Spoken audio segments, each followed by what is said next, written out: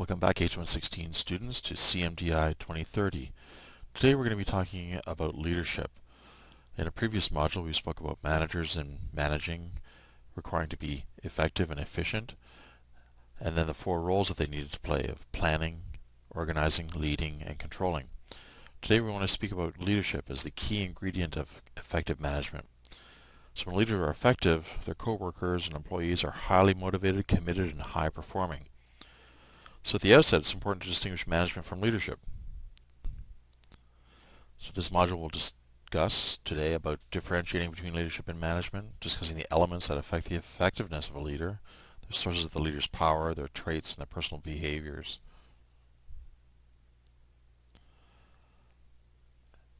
The first thing we need to understand is obviously the four functions of a manager, and as previously discussed, we talked about planning, organizing, leading, and controlling, and how all those elements are key to the success.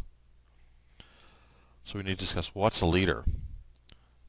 So leadership is really a process by which a person exerts influence over other people, and they inspire, motivate, and direct their activities to help achieve organizational goals. So the person who exerts such influence is, by definition, the leader. There can be formal and informal leaders as well in any setting. But when leaders are effective, the influence they exert helps the group to achieve its performance goals. Effective leadership increases the organization's ability to meet all challenges, including obtaining a competitive advantage, the need to foster ethical behavior, and the need to manage a diverse workforce.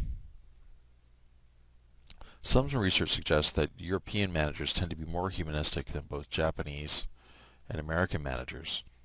So in Japan, they tend to have a more collectivistic culture. The emphasis is on the group rather than the individual.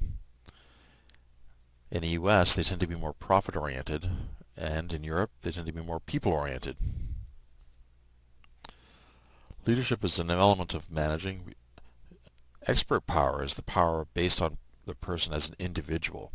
It's based on their special knowledge, skills, expertise that the leader possesses. So clearly, as your chef, they should know each and every station within the brigade and will be able to comment and criticize and provide feedback on that. Effective leaders take steps to ensure that they do have an adequate amount of expert power. It lends legitimacy to their position. Referent power is more informal than the other powers.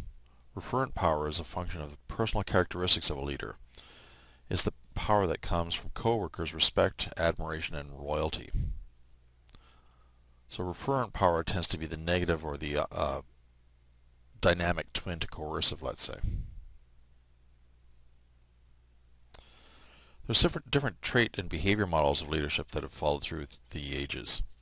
So the trait model of leadership focused on identifying the personal characteristics that are responsible for effective leadership, whether it be compassion, empathy, tempered with a strong motivational work ethic. Behavior models came out in the 40s and 50s, and particularly in Ohio State. There's consideration. Leaders engage in consideration when they show their co-workers that they trust, respect, and care about them. And managers who truly look out for their well-being perform consideration behaviors. Many managers are realizing when they are considerate to the employees, they're more likely to be considerate to the customers. Finally, there's the initiating structure, and that's a component of consideration independent leader behaviors. So think of efficient and effective. It best to be high and high. This is not so much an activity, but there are some links on your blackboard. You can see a few videos on YouTube. There's one here with about a Gordon Ramsay. It's a very tongue-in-cheek view of him with a little play on that. There's a good video about Jamie Kennedy and his farm. Unfortunately, the Michael McCain link has been dead now, but I posted a new YouTube video here. And if you look for Michael McCain, look for values-based leadership. Take a moment, stop the video, and check these out. Carrying on then, leadership models. So there's the contingency models by Fiedler. And they try to show how a combination of leaders' styles and actions and there's particular situations that they find themselves in. predict how a leader will perform. There's three models in the contingency. That's the contingency by Fiedler, the path goal by House, and transformational. Fiedler's contingency model breaks down into several different levels. He speaks of relationship-oriented leadership, and that's primarily concerned with developing good relationships with co-workers and being liked by them. There's also the task-oriented leader, which are primarily concerned about ensuring co-workers are performing at a high level. So task-oriented managers tend to focus on accomplishments and making sure the job gets done. Fiedler's contingency model tends to place managers or leaders into situations. So when a situation is favorable for leading, it's relatively easy for a manager to influence his co-workers so that they perform at a high level. Whereas in a situation that's unfavorable for leading, it's much more difficult for a manager to exert influence. So putting the contingency model into practice, you can see on this continuum of very unfavorable to least favorable and how they would fit in. Task-oriented leaders are more effective in extreme conditions, whether it be favorable or unfavorable, at opposite ends of the spectrum, whereas a relationship sort of fits into the middle. Robert House had another plan. House's path goal theory is also contingency-based. It identifies outcomes that workers want from a job, rewards them with the outcomes they want, and helps pave the way. Creating their paths or goal setting helps them to achieve that. House's path goal theory has the premise that effective leaders motivate co-workers to achieve goals by clearly identifying the outcomes and trying to obtain in the workplace, rewarding employees with these outcomes for high performance, and clarifying the paths leading to the attainment of their work goals. The path goal theory identifies four kinds of behaviors that leaders can engage in to motivate employees. So there's directive behaviors. Those are similar to initiating structure and including showing co-workers how to complete tasks. Supportive behaviors are similar to consideration and include looking out for employees' best interests. Participative behaviors, that's a mouthful. Co-workers say in matters and decisions and affect them, so it's essentially like empowerment. Then there's achievement-oriented behaviors that motivate to perform at the highest level possible by setting very challenging goals and believing in their co-workers' capabilities. This brings us to our third model of leadership, and that's transformational leadership. This is when leaders tend to change their co-workers' views in three different ways. One, essentially through big picture thinking, using feedback to make the co-workers aware of the importance of their jobs and their performance, how it all fits into the organization, how people are jigsawed together. Secondly, their own needs for personal growth and development through performance reviews, feedback, helping to improve their skills in critical thinking, obviously to bring them along in life.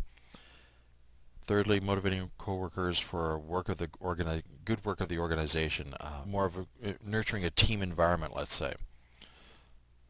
Transformational leaders can influence their followers in three ways: by being a charismatic leader, showing that they have enthusiasm for their vision, clearly communicating it to their co-workers, stimulating their co-workers intellectually, again through big picture thinking, challenging to solve new problems, new perspectives, and then showing developmental consideration.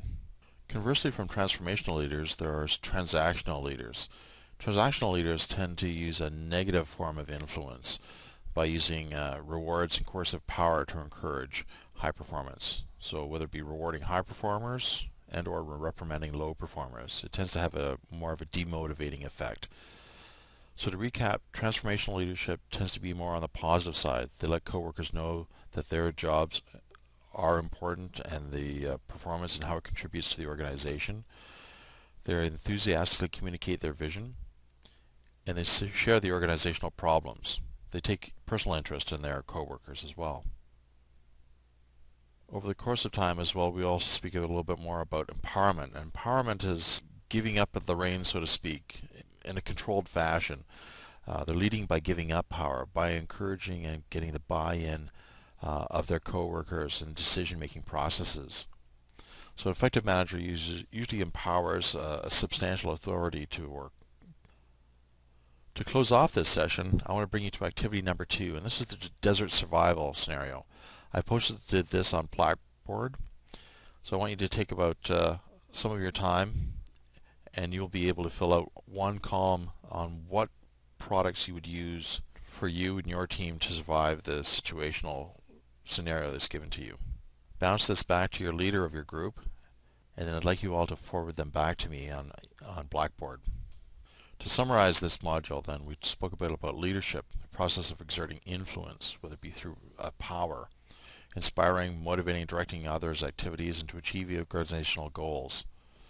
Key leadership theories. We talked about trait and behavior models, the two contingency models, one by Fiedler and the other by Robert House, the path goal, and finally transformational leadership. That concludes this week, and I wish you all a good week, and we'll be in touch again shortly.